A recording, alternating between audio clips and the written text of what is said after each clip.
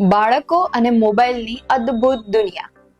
હું doctor Nirmit Chaudhari, MS obstetrician and gynaecologist, Rajni hospital, Ahmedabad. આજે આપણે વાત કરીશું કે મોબાઈલ, ઇન્ટરનેટ અને સોશિયલ મીડિયાની બાળકો પર શું અસર થાય છે. મારા ઘણા પેશન્ટ્સ આવતા હોય છે અને મને કહે છે કે મેમ, મારું બાળક તમારી રીલ્સ બહુ જ જોવે છે અને તમારી રીલ્સ બહુ જ ગમે છે. હું હંમેશા એમને ટોકું છું કે આ રીલ્સની દુનિયા બાળકો માટે નથી.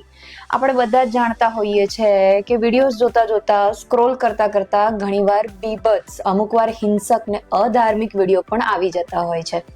હવે બાળકોને ખ્યાલ નથી હોતું કે શું સારું, શું ખોટું, શું સાચું ને શું ખરાબ. આ ભયંકર દુનિયાથી આપણે આપણા બાળકોને દૂર રાખવાના છે.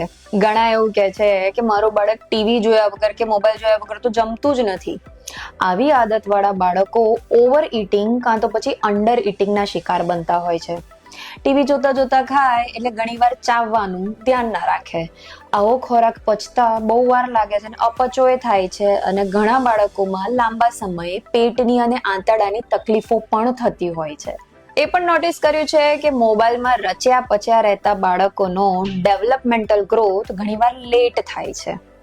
આવા બાળકો બોલતા મોડા શીખે છે, સમજતા મોડા શીખે છે, થોડા લેસ એક્સપ્રેસિવ હોય છે.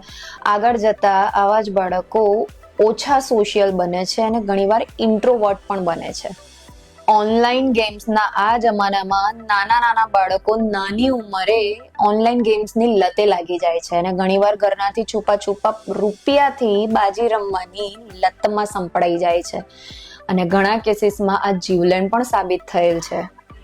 આ બધી જ બાબતોને અટકાવી શકાય છે, પણ એના માટે પહેલેથી પ્રયત્નો અને મહેનત કરવાની જરૂર છે. બાળકોને મોબાઈલ કરતા આઉટડોર ગેમ્સ રમવા માટે વધારે પ્રેરિત કરવા જોઈએ.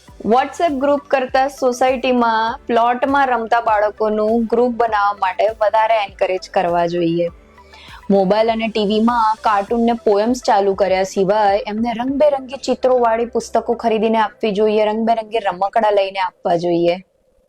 બાળકો સાથે વાતો કરતા રહેવું જોઈએ, જેથી કરીને બાળકો થોડા એક્સપ્રેસિવ બને. આપણું બાળક મોટું થઈને શારીરિક અને માનસિક રીતે સ્વસ્થ રહે અને સારી આદતો સાથે પોતાનું જીવન ગુજારે, એના માટે અત્યારથી જ મહેનત કરવી પડશે, હે ને? જય શ્રી કૃષ્ણ.